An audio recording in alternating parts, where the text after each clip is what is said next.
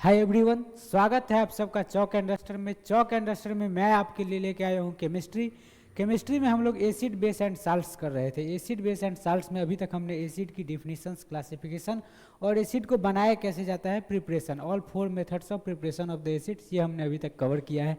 आगे हमको एसिड में एसिड की फिजिकल एंड केमिकल प्रॉपर्टीज और जो एसिड की डिफरेंट फिनोमेनन्स है, डिफरेंट इफेक्ट्स है, उसको पढ़ना है। उसके बाद फिर हम बढ़ेंगे बेस पे।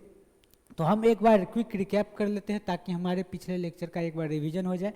तो अभी तक जो हमने किया है, एसिड का डिफिनीशन क्या होगा, तो एसिड वो कंपाउंड्स है, ऐसे कंपाउंड्स है जो पानी में डिजोल्व होने पर हाइड्रोनियम आयन रिलीज करते हैं। एसिड का क्लासिफिकेशन ऑन डिफरेंट बेसिस, अगर हम स्ट्रेंथ के बेसिस पर करें तो वीक एसिड, और स्ट्रॉन्ग एसिड कंसनट्रेटेड के बेसिस पे करें तो concentrated and dilute acid.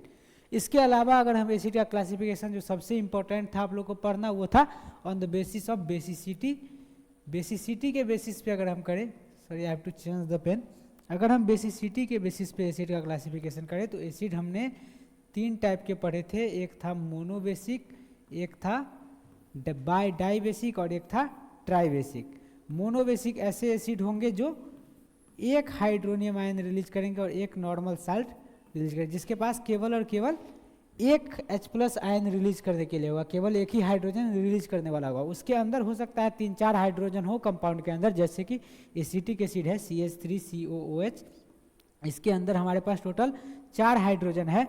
But जो हाइड्रोजन रिलीज हो सकता है, जो हाइड्रोजन पानी में घुलने पर रिलीज होगा, वो हाइड्रोजन एक ही है, तो इसकी बेसिसिटी 1 होगी और ये मोनोबेसिक एसिड में आएगा। ऐसे ही डाई बेसिक के साथ उसके पास 2 हाइड्रोजन रिलीज होने चाहिए और ट्राई बेसिक में 3 होने चाहिए। जो मोनोबेसिक एसिड होगा वो एक ही नॉर्मल साल्ट बनाएगा, जो डाई बेसिक होगा वो एक नॉर्मल और एक एसिडिक साल्ट फॉर्म करेगा, और जो ट्राई बेसिक होगा वो 2 एसिडिक और एक नॉर्मल साल्ट फॉर्म करेगा। ये हुआ हमारा पहला लेक्चर का रिवीजन। दूसरे लेक्चर में हमने देखा था preparation of acid. Preparation of acid में हमने अलग अलग मेथड्स देखे थे एसिड के प्रिपरेशन के। पहला मेथड था सिंथेसिस। सिंथेसिस क्या चीज़ होता है? सिंथेसिस ऐसा कॉम्बिनेशन होता है जिसमें हम कोई भी कंपाउंड जब बनाते हैं तो हमको एक नया ओरिजिनल कंपाउंड मिलता है। कोई भी चीज़ अगर हम 2 एलिमेंट को ऐड करें या 2 कंपाउंड को ऐड करें, एक एलिमेंट एक कंपाउंड को ऐड करें, तो हमें एक कंप्लीट नया और ओरिजिनल चीज़ अगर मिलता है तो हम उस तरह के एडिशन को सिंथेसिस बोलते हैं। इस तरह से हम बाइनरी एसिड्स बनाते हैं, जैसे HCl हो गया, HBr हो गया, H2S हो गया, उस तरह के एसिड जो है हम सिंथेसिस से बनाते हैं। दूसरा होता है नॉन मेटालिक ऑक्साइड का वाटर के साथ ट्रीटमेंट। अगर हम कोई भी नॉन मेटालिक ऑक्साइड है, जानते हो कि नॉन मेटालिक ऑक्साइड में एसिडिक प्रॉपर्टीज होगी, उसका जब हम वाटर के साथ ट्रीटमेंट करते हैं तो हमको बनता है क्या? एसिड मिलता है। ये एक एसिड को बनाने का तरीका है। जैसे कि कार्बन डाइऑक्साइड है, नॉन मेटालिक है और नॉन मेटालिक ऑक्साइड है, इसको जब हमने वाटर के साथ इसका ट्रीटमेंट कराया, वाटर के साथ इसका रिएक्शन करवाया, तो हुआ क्या? बना H2CO3 कार्बोनिक एसिड। उसके अलावा जो हमारा था तीसरा मेथड था, वो कोई भी नॉन मेटल है उसका ऑक्सीडेशन करवाना। ऑक्सीडेशन कैसे कराएंगे? किसी भी ऑक्सीडाइजिंग एजेंट से रिएक्शन करवा, किसी ऑक्सीडाइजिंग एजेंट के साथ उसका जब हम ये इंटरेक्शन करवाएंगे तो ऑक्सीडेशन होगा, ऑब्वियस सी बात है। तो ऑक्सीडाइजिंग एजेंट क्या होता है? ऑक्सीडाइजिंग एजेंट ऐसा कंपाउंड होता है जो दूसरे को ऑक्सीडाइज कर दे और खुद रिड्यूस हो जाए। एक एक चीज़ को हम, थोड़ा सा ये समय लग रहा होगा लेकिन हम एक एक चीज़ को इसलिए क्लियर करते जा रहे हैं ताकि जब बार बार आप चीज़ों से रूबरू होते हो, जब बार बार चीज़ें आपके आसपास से गुजरती है, तो आप बेहतर तरीके से और लंबे समय तक याद रख पाते हो चीज़ों को। ठीक है, जितना बार, क्योंकि प्रैक्टिस ही, जितना बार आप प्रैक्टिस करोगे, जितना बार आप इंटरेक्ट करोगे अपने सिलेबस से, अपने किताब से, उतना ही बेहतर आपके दिमाग में चीज़ें बैठेंगी, आपके सबकॉन्शियस में चीज़ें बैठ जाएगी, मसल मेमोरी की तरह हो जाएंगी। ठीक, तो इस तरह की बात है। तो हमारा ये हुआ कि नॉन मेटल है उसका अगर ऑक्सीडेशन करवा दे, ऑक्सीडाइजिंग एजेंट के साथ उसका रिएक्शन करवा दे, तो हमको एसिड मिल सकता है। और चौथा मेथड था डिस्प्लेसमेंट। उसमें क्या था कि कोई भी नॉन वोलाटाइल एसिड जो है, अगर वोलाटाइलिक एसिड का साल्ट है तो नॉन वोलाटाइल एसिड उसको रिप्लेस कर देगा और वोलाटाइल एसिड बन जाएगा। तो ये था हमारे 4 प्रिपरेशन ऑफ एसिड के मेथड। आज के इस चैप्टर में हम देखेंगे प्रॉपर्टीज ऑफ एसिड्स। प्रॉपर्टीज कितने तरह की होती है? प्रॉपर्टीज 2 तरह की हम पढ़ते हैं, एक होती है फिजिकल और एक होती है केमिकल। फिजिकल प्रॉपर्टीज क्या होता है? फिजिकल प्रॉपर्टीज जनरली वो चीज़ होता है जो हम बाहर से ऑब्जर्व कर लेते हैं माइक्रोस्कोपिक लेवल पे। फिजिकल प्रॉपर्टीज में आ जाएंगे, जैसे टेस्ट हो गया, अपीयरेंस हो गया, ये क्या बोलते हैं आपका शेप हो गया। अगर इस तरह की चीज़ें हम ऑब्जर्व कर पाए तो हो गया फिजिकल प्रॉपर्टीज। और केमिकल प्रॉपर्टीज मतलब वो अलग अलग कंपाउंड या एलिमेंट के साथ किस तरह का बिहेवियर रखता है, क्या चीज़ बनाता है, किससे इंटरेक्ट करने पर, किससे इंटरेक्ट करने पर कुछ नहीं हो रहा, उस तरह के प्रॉपर्टीज को, केमिकल रिएक्शन को हम उसकी केमिकल प्रॉपर्टीज बोलेंगे। ठीक, तो सबसे पहले हम डील करते हैं फिजिकल प्रॉपर्टीज से। तो एसिड की जो फिजिकल प्रॉपर्टीज है उसमें सबसे इंपॉर्टेंट प्रॉपर्टी है एसिड का टेस्ट, क्योंकि by the test of a compound हम एसिड को हमने डिस्टिंग्विश किया था बाकी अलग अलग कंपाउंड से। सबसे पहले हम टेस्ट के बेसिस पे ही हमने ये डिस्क्रिमिनेट किया, डिफ्रेंशिएट किया कि भाई ये चीज़ एसिड है, ये चीज़ बेस है। तो एसिड का जो टेस्ट होता है वो होता है सार। सार मतलब होता है खट्टा, जैसे कि हो गया इमली का टेस्ट, नींबू का टेस्ट, ये सब सारा चीज़ क्या हुआ, ये सारा चीज़ एसिड। तो एसिड का जनरली जो टेस्ट होगा वो होगा सावर। और दूसरा अगर हम प्रॉपर्टी देखें एसिड का, तो एसिड का फिजिकल स्टेट, तो अलग अलग एसिड का फिजिकल स्टेट अलग अलग होगा। सारा ही एसिड का फिजिकल स्टेट एक हो ऐसा ज़रूरी नहीं है, बट कुछ एसिड्स हैं जो इम्पोर्टेंट है, जो हमको पढ़ना ज़रूरी है, इसलिए हम उनके फिजिकल स्टेट्स को याद कर लेते हैं। तो जैसे हमारा हो गया सल्फ्यूरिक एसिड, सल्फ्यूरिक एसिड हो गया, नाइट्रिक एसिड हो गया, कार्बोनिक एसिड हो गया, ये सारे जो एसिड्स हैं बालक, ये सारे एसिड जो हैं हमारे आप किस स्टेट में मिलेंगे, ये सारे स्टेट में आपको मिलेंगे लिक्विड स्टेट में। ये सारे एसिड जो हैं आपको लिक्विड स्टेट में मिलेंगे। कहाँ, जब भी हम किसी भी कंपाउंड का बात करें कि ये इस स्टेट में मिल रहा है, ये सॉलिड में मिल रहा है, ये लिक्विड में मिल रहा है, गैस में मिल रहा है, तो हम अपने आप एज्यूम करके चलेंगे कि ये जो कंपाउंड है हम इसके रूम टेम्परेचर पे इसका क्या स्टेट है, हम उसकी बात कर रहे हैं। ऐसा नहीं है जब हम बोलते हैं कि वाटर हमको लिक्विड में मिल रहा है तो वाटर की बात हम 150 डिग्री सेल्सियस पे या -50 डिग्री सेल्सियस पे नहीं कर रहे हैं, हम जो रूम टेम्परेचर है उस पर बात कर रहे हैं। तो रूम टेम्परेचर पे ये जो एसिड्स हैं ये आपको मिल रहे हैं किस स्टेट में, ये आपको मिल रहे हैं लिक्विड स्टेट में। दूसरा जैसे बोरिक एसिड हो गया, टार्ट्रिक एसिड हो गया, ऑक्जेलिक एसिड हो गया, साइट्रिक एसिड हो गया, ये सारे एसिड जो है आपको सॉलिड स्टेट में आपको मिलेंगे। कब, एट रूम टेम्परेचर। तो कुछ एसिड आपको मिल सकते हैं, acids can be found in solids and as well as liquid state. तो हम लिखेंगे acids can be found in solid and liquid states as well, solid and liquid states as well. तो अलग अलग एसिड अलग अलग स्टेट में मिलेगा। सारा एसिड एक ही स्टेट में हो रूम टेम्परेचर पे ऐसा जरूरी नहीं, सारे एसिड के बॉइलिंग पॉइंट, मेल्टिंग पॉइंट अलग अलग होंगे, क्योंकि अलग अलग कंपाउंड का कॉम्बिनेशन है वो, इसलिए। ठीक, तो लिक्विड स्टेट के जो एसिड्स थे उनका तो आपने लिस्ट जान लिया। जो सॉलिड स्टेट में मिलेंगे हम उनके भी कुछ एसिड का नाम ध्यान रख लेते हैं। जैसे आपका हो गया ऑक्जेलिक एसिड, आपका हो गया बोरिक एसिड, उसके बाद आपका हो गया टार्ट्रिक एसिड। ये सारे जो एसिड्स हैं आपको, सॉरी,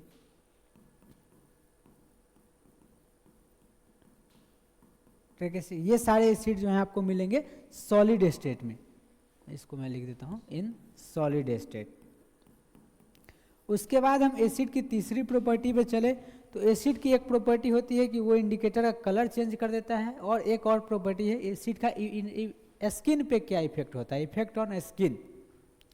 तो डिफरेंट एसिड्स जो हैं स्किन पे डिफरेंट तरीके से रिएक्ट करते हैं। बहुत सारा एसिड है जो स्किन को जला ही देता है, एकदम पूरा कोरोड कर देगा। बहुत सारा एसिड है जो वीक होता है, जो बहुत डाइल्यूट अगर हो तो स्किन पर उतना ज़्यादा इफेक्ट नहीं पड़ता है। तो डिफरेंट एसिड के भी रिएक्शन स्किन पे अलग अलग होते हैं। हमको 3-4 है जो जानना बहुत ज़्यादा ज़रूरी है, तो उसको हम याद कर लेंगे कि जो कंसनट्रेटेड H2SO4 होगा वो स्किन को ब्लैक कर देगा। H2SO4 का इफेक्ट क्या होगा, H2SO4 का इफेक्ट होगा कि ब्लैकेंस द स्किन। उसके बाद हम अगर कंसनट्रेटेड HNO3 की बात करें तो ये स्किन को क्या बना देगा, ये स्किन को बना देगा येलो। और तीसरा जो HCl की बात करें, काफ़ी हार्ड एसिड है, ये बना देगा लैम्बर्ट। उसके बाद जैसे कार्बोनिक एसिड हो गया या फिर कोई और ऑर्गेनिक एसिड हुआ, कार्बोनिक एसिड है तो मिनरल बट वीक एसिड है, या फिर कोई और ऑर्गेनिक एसिड जनरली वीक ही होगा, तो उस तरह की एसिड का जो है कोरोसिव इफेक्ट नहीं होगा, वो स्किन को डैमेज नहीं करेगा। बट ये जो एसिड है जो स्किन को डैमेज कर रहे हैं, हम इनको याद कर ले। HCl का इफेक्ट ये होगा कि ये आपके स्किन को बना देगा एम्बर, और HNO3 आपके स्किन को बना देगा येलो। HNO3 का इफेक्ट क्या होगा, ये अगर आपके स्किन पे पड़ा तो आपका स्किन येलोइश हो जाएगा। ठीक, तो हमको ये ध्यान रखना है कि इफेक्ट ऑन स्किन क्या होगा। आपको ऑब्जेक्टिव में ये चीज़ें पूछा जा सकता है कि अगर कोई आदमी है उसके ऊपर ये गिर गया तो हमको आइडेंटिफाई करना है कि उसके स्किन का कलर ऐसा हुआ। आपको पूरा ऑब्जर्वेशन दे देगा और पूछेगा कि आप आइडेंटिफाई करिए कि एसिड कौन सा था। तो आप आइडेंटिफाई कर सकते हो। हालांकि ये हमारे लिए एडमिसिबल नहीं है कि हम एसिड कौन सा है जानने के लिए उसको स्किन पे ये करें, बट अगर ये हो जाता है, आपसे क्वेश्चन पूछा जाता है, तो इसको ध्यान रखने के लिए आपके लिए ज़रूरी है कि आप आइडेंटिफाई कर लो कि कौन सा स्किन। सबसे इंपॉर्टेंट चीज़ है कि एसिड जो है इंडिकेटर्स का कलर चेंज कर देता है। अब इंडिकेटर्स क्या होते हैं ये हम जान लेते हैं। तो इंडिकेटर्स वो सब्सटेंस होते हैं, इंडिकेटर्स आर द सब्सटेंस, हम इंडिकेटर्स का डेफिनेशन लिखेंगे। इंडिकेटर्स आर द सब्सटेंस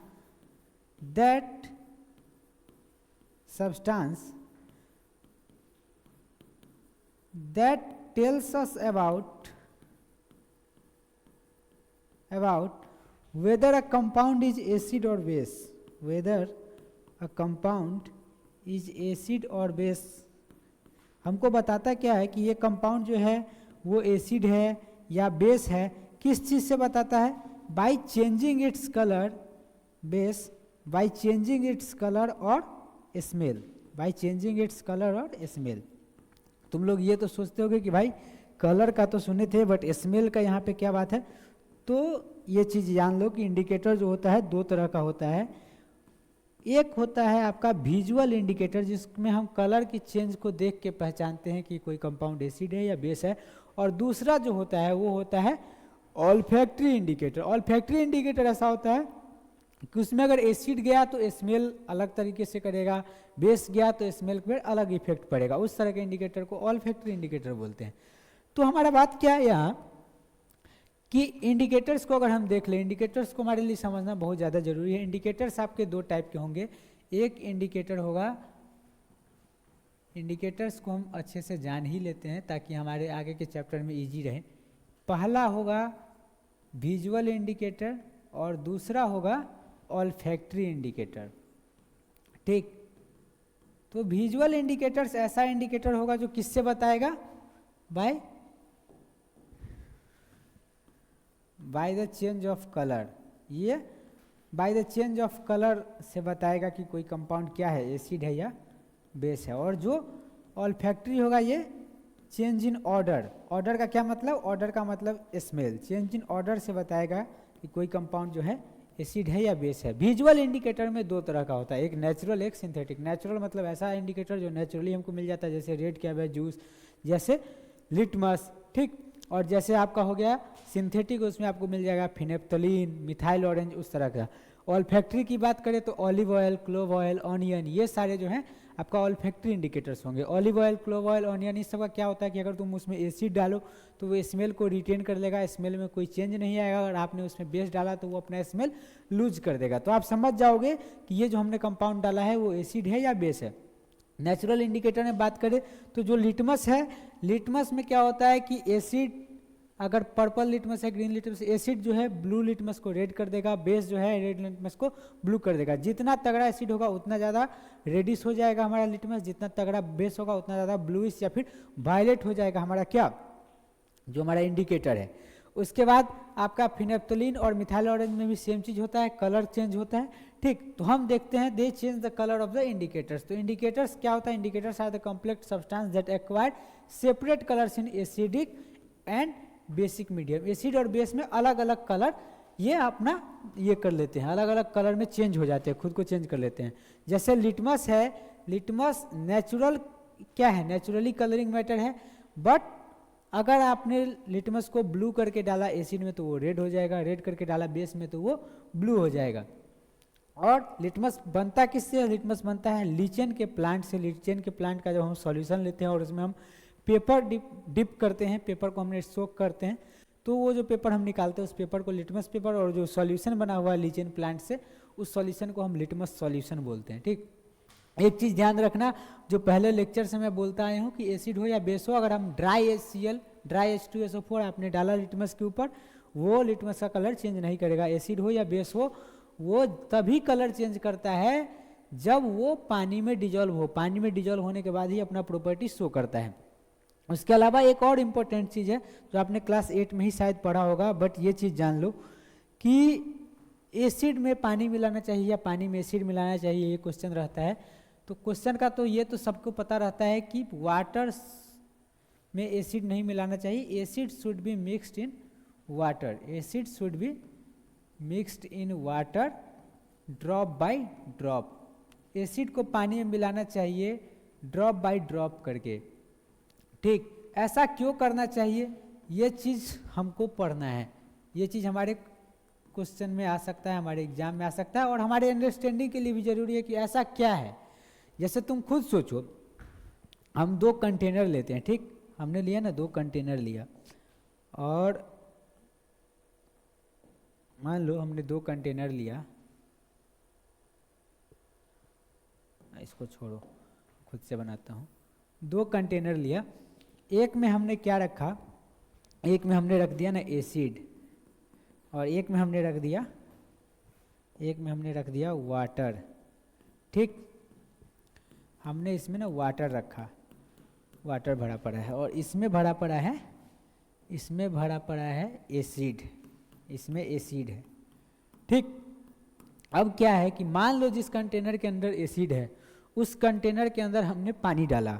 ठीक, इसके अंदर मान लो 300 ml एसिड है, और हमने 10 ml पानी मिलाया। ठीक, 10 ml पानी हमने मिलाया, 10 ml वाटर हमने ऐड किया। ठीक, 10 ml वाटर ऐड किया। अब क्या होगा, 10 ml वाटर तो सेम अमाउंट ऑफ एसिड में, मतलब कुछ फिक्स अमाउंट ऑफ एसिड को डिजोल्व करेगा अपने आप में, और उससे क्या होगा, उससे प्रोड्यूस होगा हीट। ठीक, दूसरी तरफ ये वाटर है, मान लेते हैं कि इसमें वाटर है 300 ml, और इसमें हमने ऐड किया एसिड, और ये मान लेते हैं कि 10 ml वाटर 5 ml एसिड को ये करता होगा, डिजोल्व करता होगा। तो हमने 5 ml एसिड डाला ताकि same amount of heat produce हो। ठीक, same amount of cheese dissolve होगा, अगर हम सेम अमाउंट ऑफ खर्च करेंगे तो सेम अमाउंट ऑफ प्रोडक्ट निकलेगा, तो same amount of heat release होता है। लेकिन इस वाले केस में और इस वाले केस में फ़र्क क्या है कि ये जो एसिड है, जिस कंटेनर में एसिड भरा हुआ है, इस कंटेनर में जो एसिड भरा हुआ है, इसमें जो हीट रिलीज होगा ना, वो हीट को एब्जॉर्ब करने वाला कोई मटेरियल इस कंटेनर के अंदर नहीं। जबकि ये जो कंटेनर है, अगर इसमें हम एसिड को ड्रॉप बाय ड्रॉप डालते जाएं, तो जैसे जैसे हीट निकलेगा उस सारे हीट को एब्जॉर्ब कर लेगा क्या, वाटर एब्जॉर्ब्स द हीट। तो पानी के अंदर ये कैपेसिटी है कि वो हीट को एब्जॉर्ब कर लेगा, इसलिए अगर हम ड्रॉप बाय ड्रॉप एसिड डालते जाए पानी के अंदर तो खतरनाक नहीं है, ये सेफ ऑप्शन है, सिक्योर ऑप्शन है, रेदर देन कि हम क्या करें, पानी के अंदर एसिड नहीं, एसिड के अंदर पानी डाल दो, तो ये सेफ ऑप्शन नहीं है।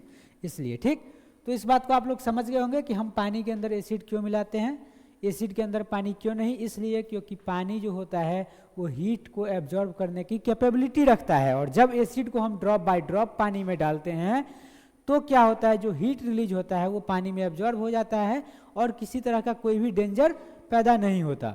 ठीक, अब हम पढ़ते हैं एसिड की केमिकल प्रॉपर्टीज। तो केमिकल प्रॉपर्टीज का क्या मतलब है, एसिड के जो डिफरेंट रिएक्शंस हैं, तो एसिड का रिएक्शन किस किस चीज़ से हो सकता होगा, एसिड का रिएक्शन मेटल से हो सकता होगा, एसिड का रिएक्शन बेस के साथ हो सकता होगा, एसिड का और भी रिएक्शन। तो एसिड का रिएक्शन हम सबसे पहले देखते हैं एक्टिव मेटल्स के साथ। ठीक, एसिड का रिएक्शन कंपाउंड्स के साथ हो सकता है, कार्बोनेट, बाइकार्बोनेट, सल्फाइड, ठीक है, डिफरेंट कंपाउंड्स के साथ देखेंगे।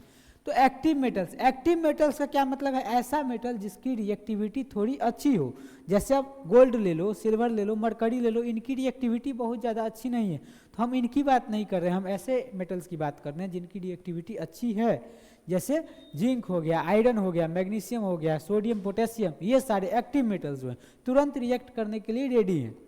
अब तुम लोग क्या हो, बहुत सारे बच्चे क्या होंगे, वीडियो देख रहे होगे, सो रहे होगे, तुम लोग एक्टिव बच्चे नहीं हो, कुछ कुछ बच्चे होंगे एक्टिव बच्चे होंगे, जैसे ही कोई क्वेश्चन डाला अगर मैंने तुरंत उसका रिस्पांस दे दोगे, तो वो एक्टिव हुए। अब जो एक्टिव नहीं है, जो सुस्त है, तो हम उनकी बात यहाँ पे कर रहे हैं। उस तरह से मेटल में भी हम यहाँ केवल एक्टिव मेटल्स की बात कर रहे हैं। तो एक्टिव मेटल के साथ जब भी कोई भी एसिड का रिएक्शन होता है तो तुम लोग को ये रटा हुआ होना चाहिए, ऐसा होना चाहिए कि जब से जन्म लिए हो तब से ये चीज़ याद है कि कोई भी मेटल जब एसिड के साथ रिएक्ट करता है तो हाइड्रोजन गैस बनता है और हाइड्रोजन गैस रिलीज होता है। तो जैसे ही डाइल्यूट HCl या डाइल्यूट H2SO4 या कोई भी मेटल, ठीक, अगर एक्टिव मेटल के साथ रिएक्ट किया, जितना ज़्यादा एक्टिव होगा उतना ज़्यादा एक्सप्लोशन होने का चांस है, उतना ज़्यादा हीट रिलीज होने का चांस है। अब पोटेशियम हुआ या सोडियम हुआ या कैल्शियम हुआ, ये सब काफ़ी रिएक्टिव मेटल्स है। ये अगर एसिड के साथ रिएक्ट करेंगे तो बहुत ज़्यादा अमाउंट में हीट रिलीज होगा। उसके बाद अगर हम उससे कम एक्टिव मेटल की बात करें तो मैग्नीशियम, जिंक, आयरन, ये सारे मेटल जो हैं कम रिएक्टिव हैं, ठीक है, बट ये भी एक्टिव मेटल्स है, ये सुस्त मेटल नहीं है। तो ये सब क्या करेंगे, मेटालिक साल्ट बनाएंगे और हाइड्रोजन बनाएंगे। जैसे Zn है और इसको हमने एक एसिड H2SO4 के साथ रिएक्ट करवाया तो क्या बनेगा, बनेगा जिंक का साल्ट ZnSO4, ये बनेगा जिंक सल्फेट। इसको हम क्या बोलेंगे, ये एक मेटालिक साल्ट है और रिलीज होगा क्या, रिलीज होगा हाइड्रोजन गैस। ठीक, कॉपर है, हमने कॉपर का क्या किया, HCl के साथ रिएक्शन करवा दिया, ठीक, तो होगा क्या, कॉपर बनाएगा CuCl2, हाँ, और प्लस H2 गैस, ये होगा कॉपर क्लोराइड और हाइड्रोजन गैस। ठीक, तो इस तरह की चीज हो गई। इसमें एक एक्सेप्शन है, एक एक्सेप्शन क्या है कि एक एसिड ऐसा है, वो एसिड है HNO3। ये एसिड ऐसा है, इस एसिड को बहुत अच्छे से ध्यान रखना, इसके अराउंड बहुत सारा एक्सेप्शन आएगा। खैर एक्सेप्शन नहीं होता है, एक्सेप्शन ऐसे ही याद करने के लिए हमको ज़्यादा नहीं पढ़ना पड़े, इसके लिए लोग ये देता है कि एक्सेप्शन है, एक्सेप्शन की तरह याद कर लो। अगर तुम डीपर लेवल पे जाओगे तो ज़्यादा एक्सेप्शन है नहीं, ठीक, ऐसे ही बदनाम है केमिस्ट्री की एक्सेप्शन। तो ये जो हमारा है नाइट्रिक एसिड, ये क्या करता है, तुम्हारा दुनिया में जितना भी एसिड है सारा एसिड क्या करेगा, मैक्सिमम एसिड क्या करेगा, हाइड्रोजन गैस रिलीज करेगा मेटल के साथ रिएक्ट करने पे। ये महाराज बोलेंगे कि नहीं, हम नहीं करेंगे, हम है एक्सेप्शन। ठीक, हम अपना एसिड का एक्सेप्शन आदमी है, हम अलग आदमी, हम है यूनिक। तो होता क्या है कि जब HNO3 के साथ कोई मेटल रिएक्ट करता है तो हाइड्रोजन गैस प्रोड्यूस नहीं होता है। तो इसके लिए अगर हमको कभी हाइड्रोजन गैस बनाना हो, हमको हाइड्रोजन गैस की ज़रूरत हो, तो उस केस में हम HNO3 कभी यूज नहीं करेंगे। लेकिन यहाँ पे समझने वाली बात यह कि क्या जब HNO3 मेटल के साथ रिएक्ट करता है तो हाइड्रोजन बनता ही नहीं है, तो ऐसा नहीं होता, हाइड्रोजन बनता है। बट तुम लोग पहले भी पढ़े हो कि HNO3 क्या है, HNO3 है एक strong oxidising agent, strong oxidising agent. तो स्ट्रॉन्ग ऑक्सीडाइजिंग एजेंट क्या करेगा, स्ट्रॉन्ग ऑक्सीडाइजिंग एजेंट ये काम करता है कि जैसे ही हाइड्रोजन गैस रिलीज हुआ, ये तुरंत उस हाइड्रोजन गैस को क्या बना देगा, तुरंत उस हाइड्रोजन गैस को बना देगा वाटर। अब क्या कि इसमें भी ना एक एक्सेप्शन है, और वो एक्सेप्शन 2 ही मेटल कर सकता है। उस मेटल को भी तुम अच्छे से याद रखना, ये काफ़ी इंपॉर्टेंट है, वेरी वेरी इंपॉर्टेंट, इससे क्वेश्चंस आते रहते हैं, ये चीज़ ध्यान रखना। वो 2 मेटल्स हैं आपके मैग्नीशियम और मैग्नीज। मैग्नीशियम और मैग्नीज ऐसा है जो HNO3 के साथ भी क्या करेगा, हाइड्रोजन गैस रिलीज कर देगा, लेकिन वो तब होगा जब HNO3 बहुत डाइल्यूट अमाउंट में हो। जैसे HNO3 है और हमने इसका मैग्नीशियम के साथ रिएक्शन करवाया तो बनाएगा क्या, MgNO3 whole twice plus H2। ठीक, अब यहाँ 2HNO3 कर देंगे, और ये जो HNO3 है ये डाइल्यूट HNO3 है। अब तुमको एक चीज़ याद होगा कि हमने बोला था कि अगर 30% से कम कंसंट्रेशन हो तो मान लेना डाइल्यूट है, और 30 से ऊपर हो तो मान लेना कंसंट्रेशन है, जो है कंसंट्रेटेड है एसिड। बट यहाँ पे जो डाइल्यूशन होगा वो करीब करीब 1% या फिर तुम समझो उससे भी कम, समझे, उससे भी कम डाइल्यूशन अगर HNO3 का है, उस केस में जो हमारा HNO3 है वो क्या करेगा, हाइड्रोजन गैस रिलीज करेगा। उसके अलावा कभी भी अगर हाइड्रोजन गैस रिलीज हुआ, तुरंत जैसे ही रिलीज होगा HNO3 क्या करेगा, दूसरा जो मॉलिक्यूल सब होगा HNO3 का वो क्या करेगा, तुरंत उस हाइड्रोजन गैस से इंटरेक्ट कर लेगा एसिड से पहले, मेटल से पहले, और उस हाइड्रोजन गैस को वाटर में चेंज कर देगा और नाइट्रोजन ऑक्साइड, नाइट्रोजन डाइऑक्साइड इस तरह का कंपाउंड बनाएगा। तो यह बात ध्यान रखना, HNO3, मैग्नीशियम और मैग्नीज। तीसरा जो इंपॉर्टेंट रिएक्शन है वो एसिड का, वो है एसिड का रिएक्शन विथ बेस। इस तरह के रिएक्शन को हम बोलते हैं न्यूट्रलाइजेशन रिएक्शन। जैसे एक पॉजिटिव और एक निगेटिव मिलकर न्यूट्रलाइज कर देता है, वैसे ही एसिड और बेस जो है डिफरेंट डिफरेंट प्रॉपर्टी और एकदम अपोजिट प्रॉपर्टी शो कर रहा है। जैसे एक बिटर शो करेगा, एक सावर शो करेगा, एक pH ज़्यादा होगा, एक pH कम होगा। pH के बारे में हम जानेंगे इस चैप्टर में आगे। तो एसिड का जो बेस के साथ रिएक्शन होगा, जैसे एसिड क्या करेगा, रेड इंडिकेटर को बेस क्या करेगा, ब्लू कर देगा, और एसिड ब्लू इंडिकेटर को रेड कर देगा, उस तरह का एकदम अपोजिट सीन है। तो इस तरह के रिएक्शन को हम बोलते हैं न्यूट्रलाइजेशन रिएक्शन। न्यूट्रलाइजेशन रिएक्शन में क्या होता है कि एसिड बेस के साथ रिएक्ट करेगा। इस रिएक्शन का फॉर्मेट क्या होगा, acid plus base gives salt and water, gives salt and water. जैसे हम एक बहुत ही पॉपुलर एसिड लेते हैं HCl और एक पॉपुलर बेस लेते हैं NaOH, ये दोनों ने रिएक्ट किया और ये बनाया क्या, NaCl। ये NaCl है सोडियम क्लोराइड, साल्ट है, और बनाया क्या, वाटर। ठीक, इसका अगर हम दूसरा एग्जाम्पल देखना चाहें तो दूसरा एग्जाम्पल हम देख सकते हैं। दूसरा एग्जाम्पल हमको जो एक और एसिड लेते हैं जो काफ़ी अच्छा लोकप्रियता रखता है, H2SO4 और CaCl2। ठीक, sorry CaOH whole twice, CaCl2 तो खुद साल्ट हो गया, एक मिनट, हाँ, CaOH होल ट्वाइस। तो ये बनाएगा क्या, ये आपको बनाएगा CaCl2 और बनाएगा, सॉरी CaCl2 नहीं बनाएगा, ये बनाएगा CaSO4 और बनाएगा आपका वाटर। दूसरा यही CaOH होल ट्वाइस जो था, अगर हम इसका HCl से करवाते, HCl से अगर हम करवाते तो बनाता क्या, तो ये बनाता CaCl2 और H2O। इसको हमको बैलेंस करना होगा, क्यों, क्योंकि 2 क्लोरीन हमको 2 हाइड्रोजन चाहिए और इधर 2H2O बन जाएगा। ठीक, तो हमको इस बात का ध्यान रखना है। तो ये तीनों रिएक्शन जो है किस तरह का रिएक्शन है, ये तीनों रिएक्शन है आपका न्यूट्रलाइजेशन रिएक्शन। ऐसा रिएक्शन जिसमें एसिड और बेस मिलकर क्या बना रहा है, एसिड और बेस मिलकर बना रहा है वाटर। चौथा अगर हम रिएक्शन देखें तो एसिड का ना, ये 3 बहुत बेसिक रिएक्शन है, ये 3 तो तुम लोग को हमेशा याद ही हो जाना चाहिए। अब जो तुम रिएक्शन पढ़ोगे वो डिफरेंट कंपाउंड्स के साथ पढ़ोगे। जैसे तुम्हारा क्या था कि एसिड का reaction with carbonates and bicarbonates, उसके बाद तुम पढ़ोगे नाइट्रेट्स के साथ, सल्फाइड्स के साथ, सल्फाइड के साथ। ठीक, तो जब भी हम कार्बोनेट की बात कर रहे हैं, सल्फाइड की बात कर रहे हैं, सल्फाइड की बात कर रहे हैं, तो इसका क्या मतलब है कि ये जब कार्बोनेट की बात कर रहे हैं तो मेटल कार्बोनेट की बात कर रहे हैं। कोई भी मेटल के साथ ये कार्बोनेट हो, जैसा तुमको पता है ना कि कार्बोनेट क्या है, कार्बोनेट है CO3 2-। ठीक, उसके बाद तुमको मालूम है कि बाइकार्बोनेट क्या है, HCO3-। तो जब भी हम कार्बोनेट बाइकार्बोनेट की बात करेंगे तो हम उसके साथ मेटल के कार्बोनेट या मेटल का बाइकार्बोनेट की बात करेंगे। ये एकदम अंडरस्टैंडिंग अपने आप में रख लेना है। तुम लोग जो हो अच्छे बच्चे हो, समझदार बच्चे हो, इंटेलिजेंट हो, इतनी अंडरस्टैंडिंग अपने में लेके चलना है कि जब सल्फाइड की बात होगी तो मेटल के सल्फाइड की बात होगी, हो सकता है नॉन मेटालिक भी हो, बट जनरली हम मेटल के सल्फाइड की बात करेंगे। उस तरह जब हम देखते हैं एसिड का रिएक्शन कार्बोनेट के साथ और बाइकार्बोनेट के साथ, बाइकार्बोनेट क्या हुआ, HCO3, उसको हम हाइड्रोजन कार्बोनेट भी बोलते हैं।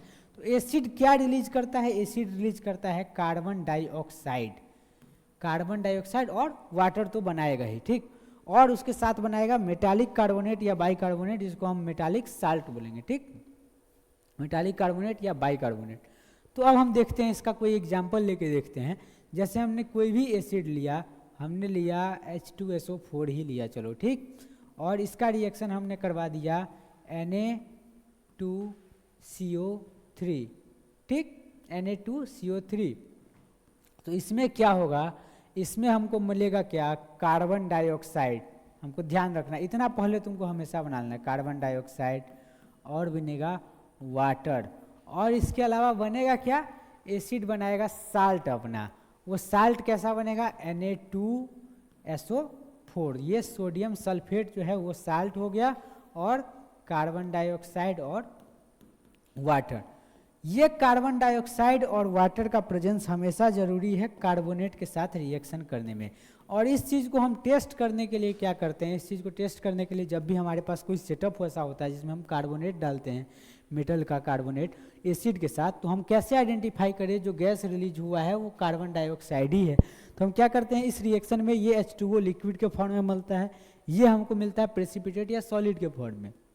तो जो गैस रिलीज हो रहा है उस गैस को हम कोई एक पाइप में क्या कर लेते हैं, उस एक पाइप में हम क्या कर लेते हैं, भर लेते हैं, और उस गैस को हम फ्लो करवाते हैं किससे, क्विक लाइम के साथ। और जब वो क्विक लाइम एक मिल्की सस्पेंशन बनाता है, एक मिल्की सॉल्यूशन बनाता है, तो हम समझ जाते हैं कि ये जो गैस निकला है वो कार्बन डाइऑक्साइड है, क्योंकि जो क्विक लाइम है CaO वो कार्बन डाइऑक्साइड के साथ मिलके ही CaCO3 बनाता है। और सस्पेंशन जैसे ही मिल्की बना और क्विक लाइम हम डालें, हमको मालूम है, तो हम समझ जाते हैं कि CaCO3 बन गया है, इसका मतलब जो गैस था वो CO2 ही था। ये एक टेस्ट है जो आपको ध्यान रखना है कि इस टेस्ट से हम आइडेंटिफाई कर सकते हैं जो गैस निकला है वो कार्बन डाइऑक्साइड है। दूसरा, अगर हम मेटल का रिएक्शन, एसिड का रिएक्शन अगर हम देख ले मेटल बाइकार्बोनेट के साथ, तो बाइकार्बोनेट में कुछ नहीं चेंज है, सेम कंसेप्ट है, कार्बन डाइऑक्साइड बनेगा, बस क्या होगा, स्टोइकियोमेट्रिक कोफिशिएंट जो है वो चेंज हो जाएगा, NaHSO4 बन जाएगा, दूसरा आपको कार्बन डाइऑक्साइड बन जाएगा, और तीसरा आपको वाटर बन जाएगा। ये भी साल्ट है और ये भी साल्ट है। इस दोनों साल्ट में फ़र्क क्या है कि ये वाला जो साल्ट है ये आपका है न्यूट्रल साल्ट, और ये वाला जो साल्ट है ये आपका कैसा साल्ट है, ये आपका है एसिडिक साल्ट। ठीक, क्योंकि ये साल्ट अभी भी एक हाइड्रोजन रिलीज करने की कैपेबिलिटी रखता है, तो ये साल्ट बट एसिडिक साल्ट है।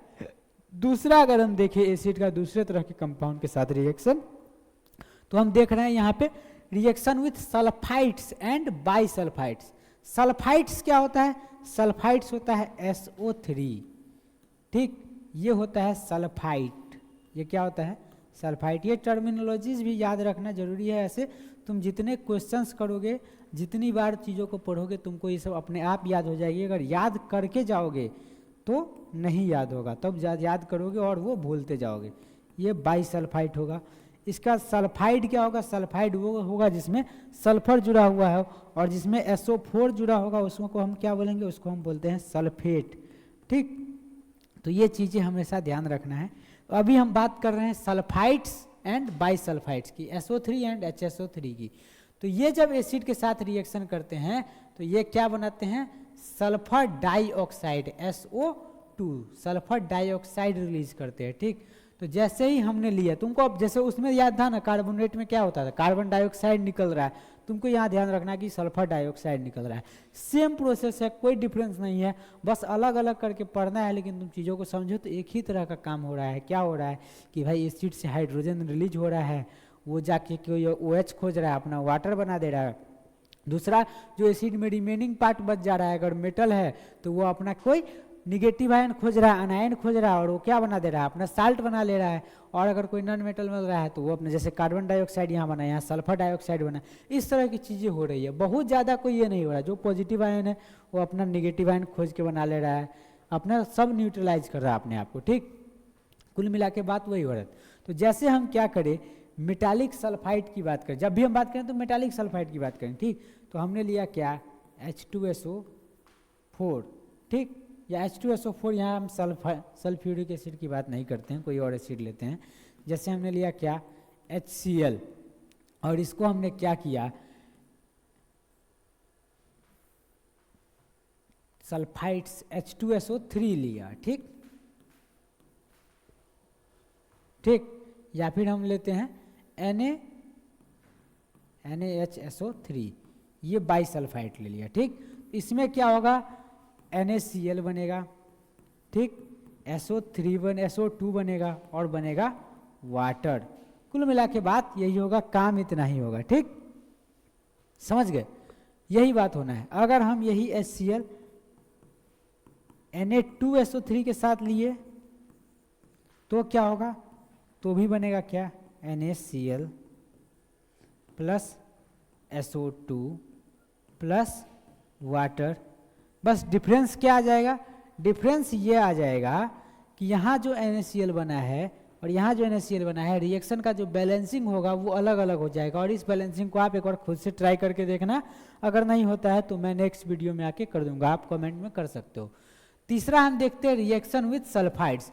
रिएक्शन विथ सल्फाइड्स जो है उसमें क्या होता है कि कोई भी मेटल का सल्फाइड, जैसे ही जब भी हम बता दिए थे कार्बोनेट की बात करेंगे तो मेटल कार्बोनेट, सल्फाइड की बात करेंगे तो मेटल सल्फाइड, ऐसे ही मेटल सल्फाइड्स की बात करें, यहाँ पे क्या होगा, ये लिबरेट करेगा क्या, हाइड्रोजन सल्फाइड। हाइड्रोजन सल्फाइड क्या होता है, हाइड्रोजन सल्फाइड होता है H2S।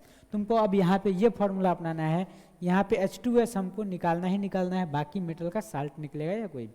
तो कोई भी एसिड हम लेते हैं, कोई एसिड ले लो, जैसे तुम क्या करो, एक एसिड ले लो HNO3, ठीक, HNO3 खैर ऑक्सीडाइजिंग एजेंट है, इसको मत लो, कोई और एसिड लो, सिंपल HCl ही रखते हैं। HCl हमने लिया और HCl का क्या किया, मेटल के सल्फाइड के साथ रिएक्शन करवा दिया। मेटल का सल्फाइड क्या, CaSO4, सॉरी मेटल का सल्फाइड मतलब क्या, CuS, ठीक, सल्फाइड ही होता है, वो सल्फेट था, सॉरी आई एम सॉरी। तो CuS, इसका जैसे हमने रिएक्शन करवाया, यहाँ पे क्या होगा, बनेगा क्या, H2S बनेगा और बनेगा CuCl2। इस रिएक्शन को हम क्या करेंगे, बैलेंस कर लेंगे। बैलेंसिंग बहुत आसान है इसका, तुम इसका बैलेंसिंग आराम से वीडियो देखने के बाद करोगे, इसके बैलेंसिंग में कुछ ज़्यादा है नहीं, ठीक। तुम जितना भी रिएक्शन है सबकी बैलेंसिंग अब हम छोड़ते हुए चलेंगे, क्योंकि हम तुमसे एक्सपेक्ट कर रहे हैं कि तुम बैलेंस करोगे। बाकी फिर जब हम नेक्स्ट वीडियो में आएंगे क्विक रिवीजन में, उन सारे को बैलेंस कर देंगे, ठीक। तीसरा, रिएक्शन विथ क्लोराइड्स। क्लोराइड्स क्या होगा, क्लोराइड्स ऐसा कंपाउंड होगा जिसमें कोई मेटल के साथ क्लोरीन जुड़ा होगा। बहुत सिंपल है, बहुत ज़्यादा इसमें तुमको दिमाग नहीं लगाना है। तो जो क्लोराइड है वो कोई डाइल्यूट एसिड के साथ रिएक्ट नहीं करेगा, और क्लोराइड जो है कंसंट्रेटेड सल्फ्यूरिक एसिड के साथ रिएक्ट करेगा और रिलीज क्या करेगा, हाइड्रोजन क्लोराइड। हाइड्रोजन क्लोराइड का क्या मतलब है, HCl। अरे ये तो एसिड के साथ रिएक्ट करके एसिड ही रिलीज कर दे रहा है, नहीं। तो हम जब भी कोई क्लोराइड लिए, जैसे हमने कोई मेटल का क्लोराइड लिया, तो क्या होगा, जैसे हमने लिया NaCl और इसको हमने क्या H2SO4 के साथ रिएक्ट करवा दिया, तो होगा क्या, ये रिएक्शन तुम पहले पढ़ चुके हो, तो होगा क्या, बनाएगा HCl और बनाएगा क्या, Na2SO4। ये रिएक्शन आपने पढ़ा है डिस्प्लेसमेंट रिएक्शन में। डिस्प्लेसमेंट रिएक्शन में क्या था, ये था हाई वोलाटाइल एसिड का साल्ट, ये था लेस वोलाटाइल एसिड, ये था हाई वोलाटाइल एसिड और ये था लेस वोलाटाइल एसिड का साल्ट। जो डिस्प्लेसमेंट में आपने देखा हुआ, यह क्या था, ये था लेस वोलाटाइल एसिड का साल्ट, लेस वोलाटाइल एसिड का साल्ट। अगर चीज़ों को जोड़ते हुए देखोगे तो तुम समझ जाओगे कि वहाँ पे बात हो क्या रहा है। ये है हाईली वोलाटाइल एसिड, यहाँ पे क्या हो रहा था, इसने क्या किया, रिप्लेस कर दिया सोडियम के साल्ट से, सोडियम के साल्ट से अपने आप को, सोडियम के साल्ट से सोडियम का सल्फेट बना दिया, क्लोरीन को रिप्लेस करके HCl बन गया। ये था लेस वोलाटाइल एसिड, ठीक। हाई वोलाटाइल एसिड का साल्ट क्या किया, लेस वोलाटाइल एसिड को उसके साल्ट से रिप्लेस करके उसके दूसरे वाले कंपाउंड के जो ये सेगमेंट था उससे रिप्लेस करके अपना क्या किया, एक हाई वोलाटाइल एसिड फॉर्म कर लिया, और this is salt of high volatile acid, ठीक। तो ये चीज़ ध्यान रखना है, ये चीज़ आपने पढ़ा हुआ है और ये जब दोबारा हम देख रहे हैं तो नया नहीं लगे, ठीक है। इसके लिए मैंने इसको रिपीट किया कि जब आप दोबारा देखो, दोबारा आपके सिलेबस में आए, तिबारा आए, तो आपको ये चीज़ नया नहीं लगे। एक रिएक्शन है रिएक्शन विथ नाइट्रेट्स। नाइट्रेट्स क्या है, नाइट्रेट्स जो है डाइल्यूट एसिड के साथ रिएक्ट नहीं करता है, ठीक। नाइट्रेट्स डाइल्यूट एसिड के साथ रिएक्ट नहीं करेगा, और ये क्या बनाएगा, नाइट्रेट जो है रिएक्ट करके क्या बनाता है, बनाएगा आपका साल्ट। किस तरह का साल्ट, इनसॉल्युबल साल्ट। नाइट्रेट क्या होता है, Na3, ठीक। तो हम जब देखते हैं, जैसे हमने देखा कि एक रिएक्शन है, लेड नाइट्रेट रिएक्ट कर रहा है किससे, HCl के साथ और डाइल्यूट H2SO4 के साथ, और मिलके क्या बना रहा है, लेड का साल्ट। तो जैसे हमने लिखा PbNO3 है, PbNO3 इसने रिएक्ट किया H2SO4 के साथ, बनाया क्या, लेड का साल्ट PbSO4, और क्या, और हमारा बन गया आपका क्या, HNO3, ठीक। इस तरह की चीज़ें हैं। तो हम जब देखते हैं इस तरह के रिएक्शंस को, इस तरह की चीज़ों को, तो हमको पता चलता है कि क्या, कि बहुत ज़्यादा कॉम्प्लिकेशंस नहीं है कोई भी चीज़ में, एसिड के केमिकल प्रॉपर्टीज़ में या किसी भी चीज़ में एक ही तरह का काम हो रहा है, कोई भी रिएक्शन को अगर तुमको पढ़ना हो तो बहुत ज़्यादा कॉम्प्लेक्सन नहीं है, अगर तुम उसको रटने की कोशिश नहीं करो।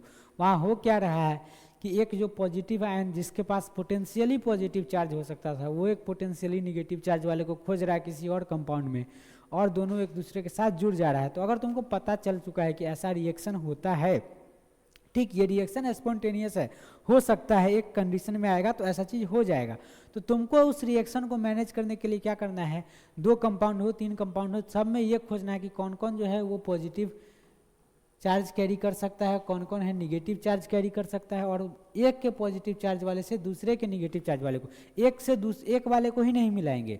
जैसे मान लो कोई रिएक्शन है AB प्लस CD, मान लो तुमको पता चलता है कि इसमें A और इसमें C पॉजिटिव कैरी करता है, इसमें B और इसमें D निगेटिव कैरी करता है, तो A जो है वो D से मिलेगा और B जो है वो C से मिलेगा, क्योंकि अगर A और B से ही A जो है C से मिल नहीं सकता, B जो है D से मिल नहीं सकता, तो A अगर B से ही मिलेगा इसका मतलब रिएक्शन हुआ नहीं। तो हमको यहाँ पे क्या करना है, A बना देना है D और बना देना है क्या, C और B। ठीक, इसको मैं फ्रेश लिख देता हूँ, AD एंड CB। तो इस तरह का चीज़ है, बहुत ज़्यादा कॉम्प्लिकेशंस है नहीं कोई भी रिएक्शन में। अभी तक के हमने चैप्टर में एसिड की लगभग चीज़ें पढ़ लिया, अब हमको एसिड का कुछ कुछ एप्लीकेशन पढ़ना है कि एसिड का इफेक्ट क्या होता है, इन्वायरमेंट पे क्या इफेक्ट है, एसिड रेन क्या होता है, एसिड का इन जनरल हमारे डेली लाइफ में क्या क्या इम्पैक्ट है, ये सारी चीज़ें। फिर हम इसको कवर करते हुए बेस पे जाएंगे, बेस के बाद हम साल्ट्स पे आएंगे। तो बहुत ज़्यादा ये घबराने की ज़रूरत नहीं है, हमारे चॉक एंड डस्टर चैनल पे आप जुड़े रहो, आपको टाइम टू टाइम सारे ही सब्जेक्ट के वीडियो मिलने शुरू हो जाएंगे। अभी केमिस्ट्री में लेके आए हूँ, मैथमेटिक्स भी आ रहा है, फिजिक्स बायोलॉजी भी आएगी, ठीक है। तो बहुत ज़्यादा टेंशन लेने की ज़रूरत नहीं है। And thank you all for watching this, thank you all for tolerating me till this time, thank you.